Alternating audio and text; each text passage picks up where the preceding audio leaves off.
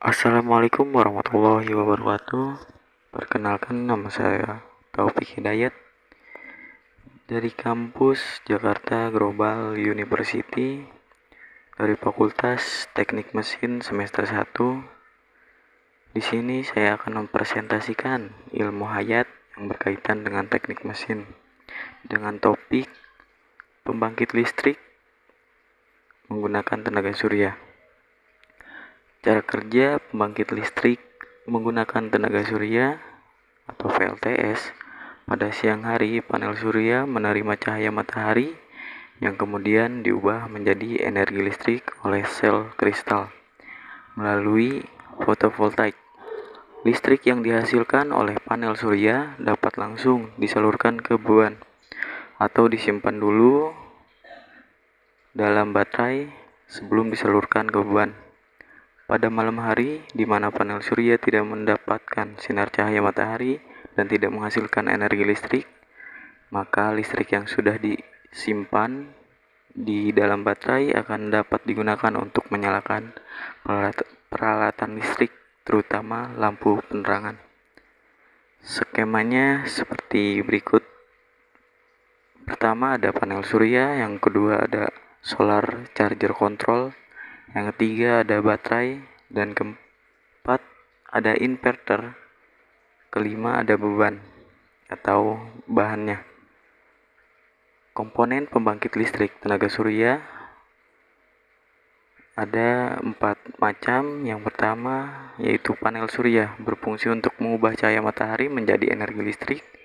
Bentuk modul surya. Panel surya memberikan kemudahan pemenuhan listrik untuk berbagai skala kebutuhan. Komponen utama panel surya, modul yang merupakan unit rakitan, beberapa sel surya fotovoltaik. 2. Kontrol regulator adalah alat elektronik pada sistem pembangkit listrik tenaga surya atau VLTS, berfungsi mengatur lalu lintas listrik dari modul surya ke baterai. Apabila baterai sudah penuh, maka listrik modul surya tidak akan dimasukkan ke baterai dan sebaliknya.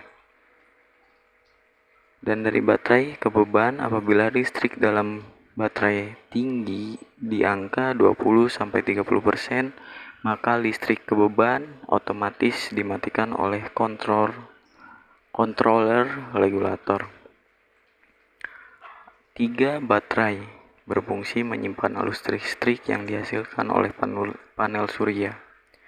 Dan 4. Ada inverter DC, berfungsi untuk mengubah arus DC atau direct current menjadi AC, alternating current. Sangatlah stabil sehingga tidak memerlukan alat stabilizer lagi dan sangat fleksibel dalam penyimpanan.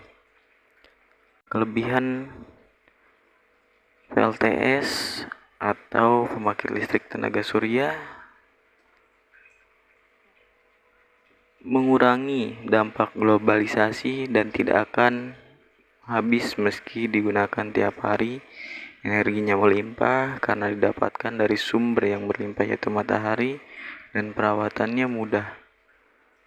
Pada umumnya tidak membutuhkan banyak perawatan, hanya perlu menjaganya agar tetap bersih dan membersihkannya hanya berapa kali dalam setahun. Kekurangan dari pembangkit listrik tenaga surya adalah biaya awal untuk membeli komponen tenaga surya yang masih cukup mahal, termasuk untuk membeli panel surya, rak, SCC, inverter, baterai, dan kabel.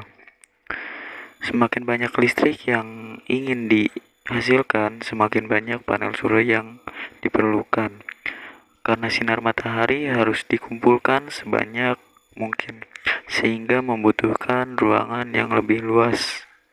Meskipun energi matahari masih dapat diperoleh saat mendung dan hujan, namun efisiensinya mengalami penurunan. Kelemahan VLTS saat cuaca mendung akan menghasilkan energi lebih sedikit dibanding cuaca cerah, menghasilkan limbah polusi yang berbahaya.